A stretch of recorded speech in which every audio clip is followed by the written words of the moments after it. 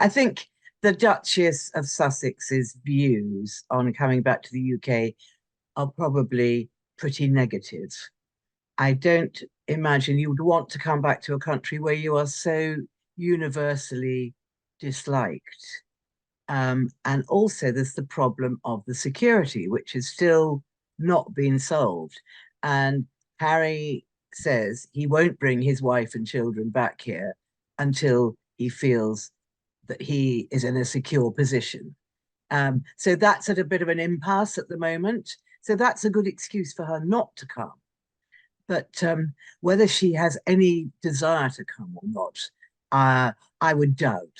I cannot see any reason for her wanting to be here, apart from the fact that for her own brand, she does need to be seen to be friendly with King Charles and Queen Camilla.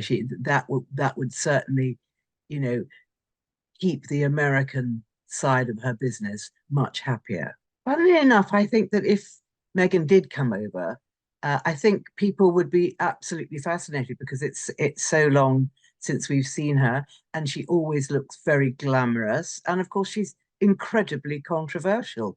And people don't necessarily want to see people that they like. They want to see people that are controversial. So I think she would attract a lot of attention, but I still think that she would be nervous about it. Well, I think that the Duke and Duchess of Sussex are just getting on with their separate lives. I don't think they are leading separate lives. I think that they have realized or decided that they can work at certain projects far better when they're separate. She certainly appears at lots of events, and she's always in the picture. For instance, she's always being photographed with children, with people that feel the need to be around her. So I think that Meghan's pretty canny, but I think that they really do actually work better separately. And that's the situation with a lot of couples. Thinking back, way, way back, when Charles and Diana were married, I mean, I know that their marriage was very difficult, but they did a lot of things together, and then they did a huge amount of things separately. And it worked very well that way. So it could just be a similar situation.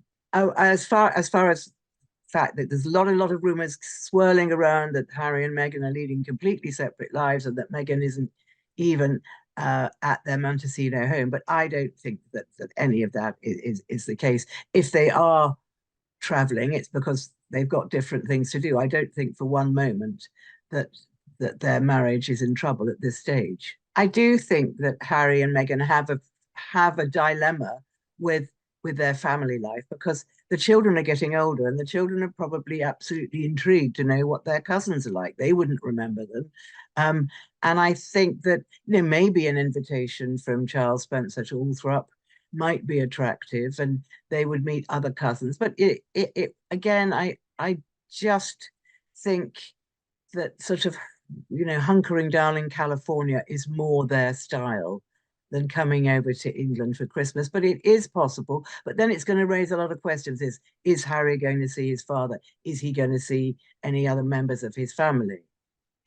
So I would think at the moment they're undecided. They seem to make a lot of fairly last minute decisions in their lives. Well, yes, the royals always go to Sandringham. Well, not most of the royal family. Well, the king and Queen Camilla always go to Sandringham for Christmas, and the family gather around them. It's not exactly an invitation you're going to refuse if you're invited, but the family is growing, so that not every year everybody appears, but certainly it's been good to see Fergie there, with Beatrice and Eugenie, and she and Andrew stay at Wood Farm, which is where Prince Philip spent a lot of his last months of his life, and that's on the Sandringham estates. So that there is room, and of course William and Kate's house is literally down the road from Sandringham, so that they are all there. So there's a natural gathering of people there, but I don't think for one moment that Meghan and Harry will be there.